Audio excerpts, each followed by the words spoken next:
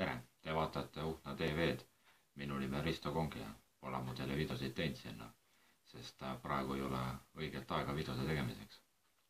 Kas te olete ühte asja näinud? Et õues on kuidagi viimasel ajal suht külm, et ei ole üldse päikest olnud või paar päeva tagasi oli täiega soe õues. Aga see oli ainult natuke aega. Kindlasti pidi minema soojemaks, aga see nädal tuleb ikkagi selline jama.